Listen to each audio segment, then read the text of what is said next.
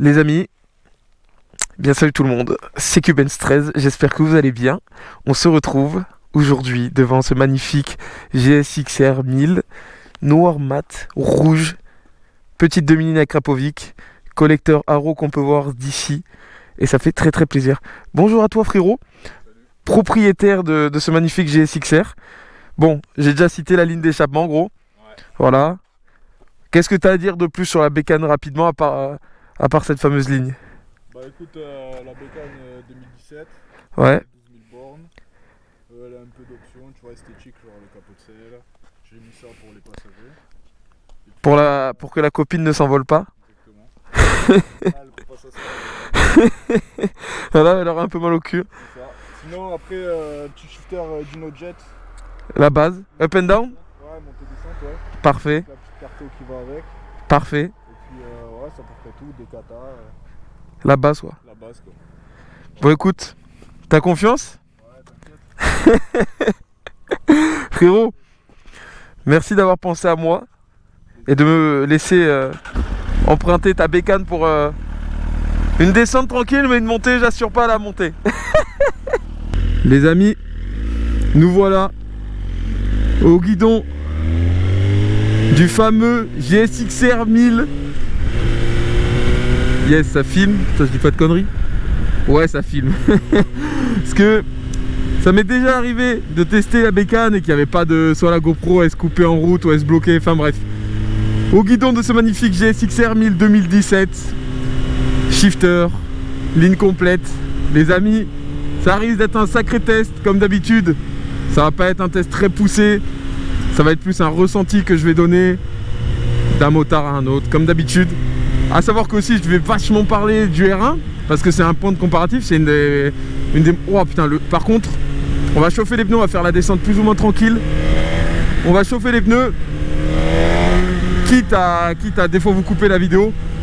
Mais alors le châssis, moi qui suis venu avec la MT-07 de ma chérie, quand on passe de la MT-7 à ce châssis, tu mets un petit coup de cul, la moto elle se braque, elle se met direct dans l'angle. Donc en tout cas, rien qu'au ressenti, le train avant, le châssis est très précis. Et ça fait grave plaisir d'enfin tester cette bécane après avoir testé le R1. Ah, le petit shifter, l'avoir bien roulé. Tester ce GSX-R 1000 est un pur plaisir.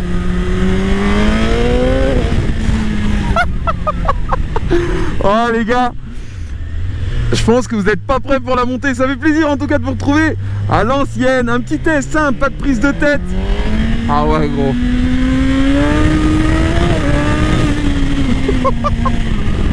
C'est quelque chose les amis. Par contre, je l'ai levé et je vois que le traction control est à 3. Normalement, ça se met à peu près à 1. Faut le mettre à peu près à 1 pour pouvoir avoir quand même un peu de traction control, mais pouvoir lever à l'embrayage. Là j'ai juste à peine levé, elle m'a reposé direct. Donc on va aussi vite fait régler ça. Mais ça fait plaisir les amis de vous retrouver pour un test à l'ancienne. Quel plaisir de pouvoir vous parler sur un GSX-R 1000. Un petit test, les spies, le soleil, quoi de mieux.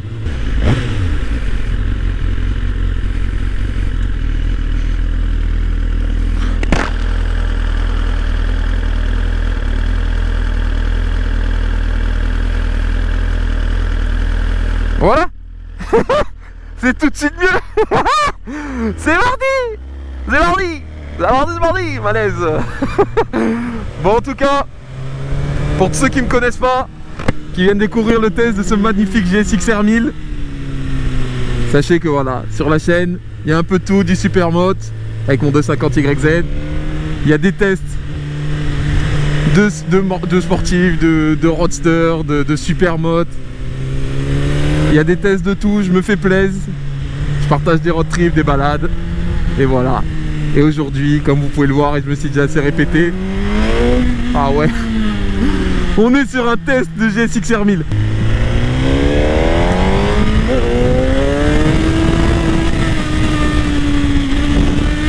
Ah ouais.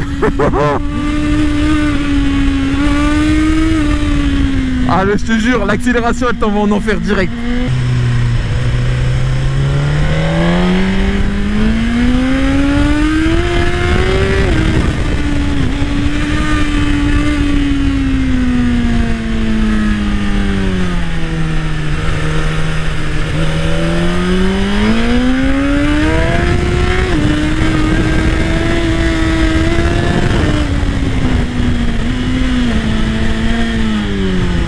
les amis, ce que je peux dire déjà sur comment est délivrée la puissance par ce moteur comparé au R1, parce que ça va être mon point de repère, c'est la 1000 que j'ai testé.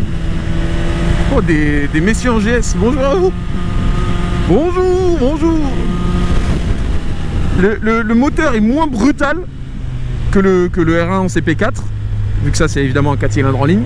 Le moteur est moins brutal, mais j'ai vraiment pas ce sentiment de manque de coupe ou de puissance que signifie la plupart des gens qui roulent en R1 ou qui ont testé le R1, qui disent ouais, le R1 il y a plus de couple en bas que le 1000. Alors c'est juste que je pense que c'est délivré différemment, mais j'ai l'impression d'avoir la même puissance. Le couple est tout aussi bon à bas régime, c'est juste que c'est moins tape-cul. Donc c'est juste pour donner à peu près un comparatif sur mon ressenti, mais c'est beaucoup plus souple. Et c'est pour ça que j'aime énormément les GSXR, c'est que c'est des bécanes polyvalentes, tu veux faire de la route, de la piste, tu veux tout faire avec. Ça a des putains de bons châssis, tout autant que le R1, mais ça c'est des putains de bons châssis, c'est hyper polyvalent, tu vois. Et ça pousse moins, peut-être moins au crime que le R1, même si ça y va tout autant, ça peut tout autant t'envoyer en enfer.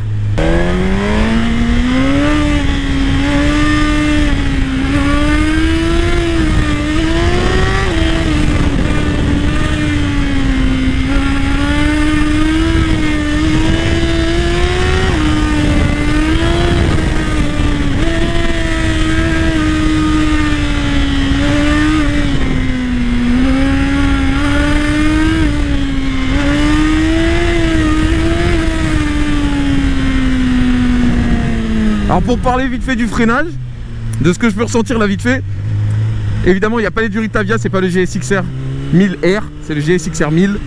Il n'y a pas les Duritavia et je trouve que le freinage a beaucoup moins de mordant par contre que sur un R1 même d'origine. Sûrement peut-être aussi dû au fait qu'il y a les Duritavia, mais le freinage a moins de mordant. Il y a du feeling, mais ça freine moins fort que le R1. Évidemment le R1 qui a les Avia, si je dis pas de conneries, d'origine. Même pas en option, c'est d'origine sur le R1. Et je le comprends aussi, parce que vu la brutalité aussi du moteur, ça peut vite être plus traître. Et les Duritavia, elles pardonneront plus.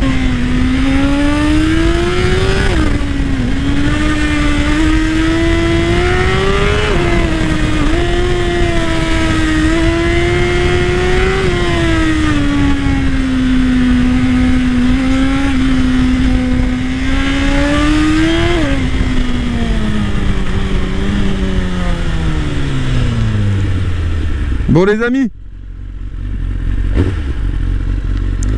je vous ai fait une petite descente tranquille, comme ça j'ai pu prendre la moto en main, j'ai pu faire chauffer les pneus, j'ai pu voir ce que ça donnait un petit peu au niveau du freinage, au niveau de du couple, de la puissance moteur, des pneus aussi, parce qu'il faut savoir que dessus la route est très froide, et il y a encore de l'humidité, c'est des Road Smart qu'il y a dessus, enfin dans des Sport Smart de Dunlop je crois, et franchement je sais même pas ce que ça fout sur un GSXR, c'est quand il l'a acheté, le garage lui a monté ça. Franchement j'ai pas compris parce que franchement là-dessus on met au moins des S21, S22, même si j'ai plus de feeling perso avec les S21 ou des Super Corsa, après là c'est l'hiver, mais les pneus ils mettent du temps à chauffer, c'est une gomme mi-tendre, voilà, moi j'aurais pas confiance, c'est pour ça que je fais attention aux pneus. Enfin bref les amis, maintenant on va se faire cette montée des enfers, j'espère que vous êtes prêts. Wouh, je vais vous donner mes ressentis en direct. Mais j'ai quand même un sacré coup de cœur pour cette bécane qui me rappelle vachement mon 600, mais avec beaucoup plus de puissance.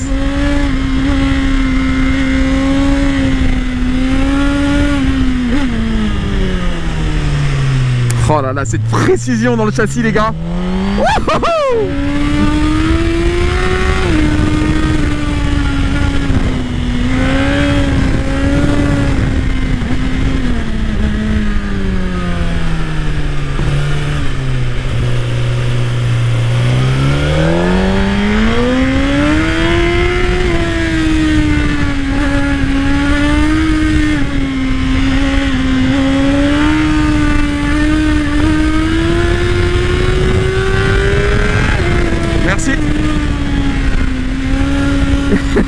Je me suis trompé, je cherche les clignotants,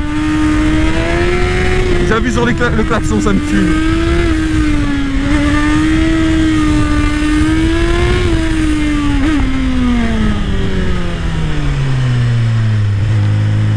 Alors les gars, j'avais quand même réussi à mettre mon clignotant hein, quand j'ai dépassé. Vraiment les gars, Je peux vous assurer un truc, c'est que ça monte beaucoup trop vite en km/h. C'est hallucinant, tout autant que le R1. Et ça l'est tout aussi bien.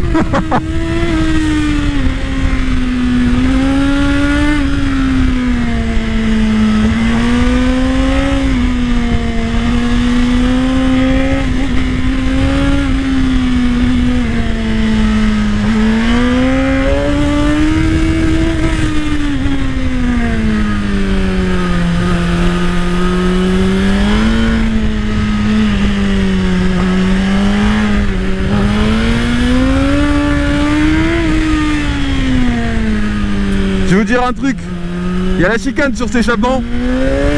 Oh là là, et je pense que c'est trop.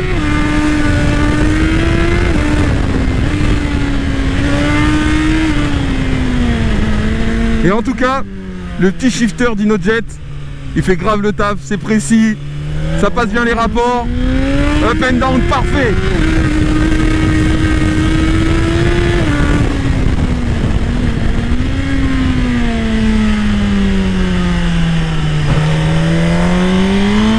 Parfait la petite épingle.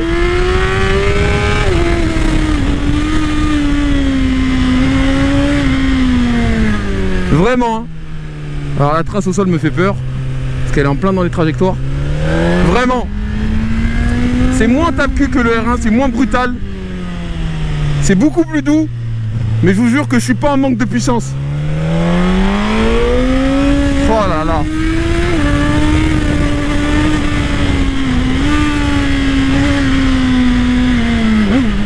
Je pense que ça doit vous faire plaisir quand même de revoir un petit test de grosses sportives comme ça sur la chaîne. Ça a dû vous manquer. Salut frérot.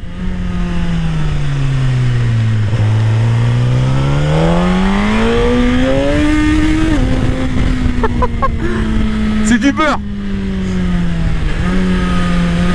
Le châssis c'est un scalpel, le moteur c'est du beurre, mais c'est un beurre qui envoie plutôt fort.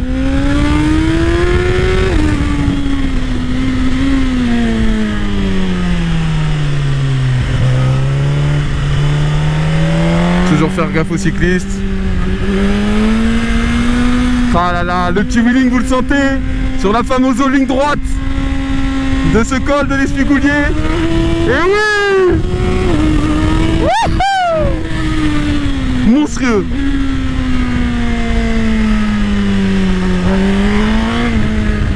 Oh là là, il rentre tellement bien dans les courbes.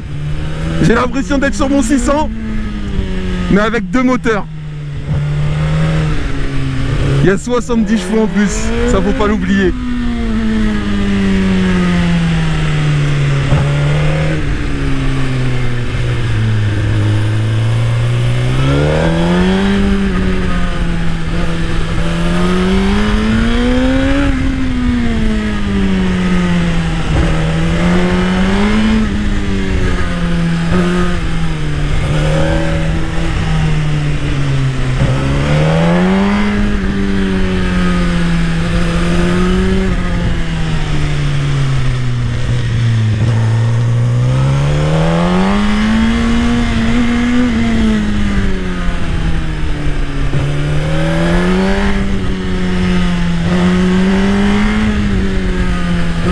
Allez, reprise de la délimitation centrale.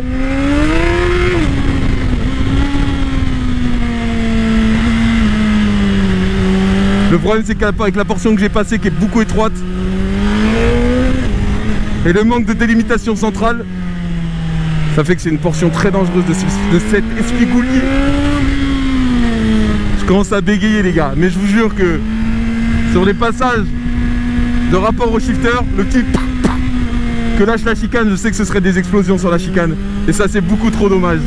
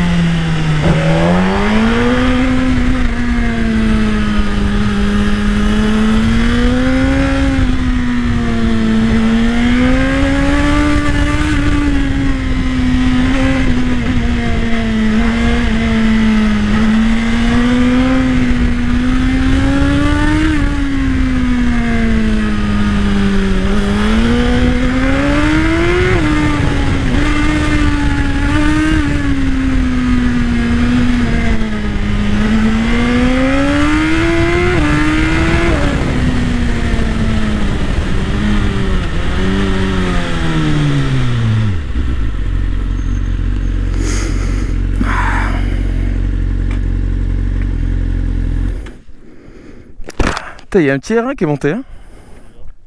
Tu vois que je me disais qu'on a entendu un R1. Bon, frérot.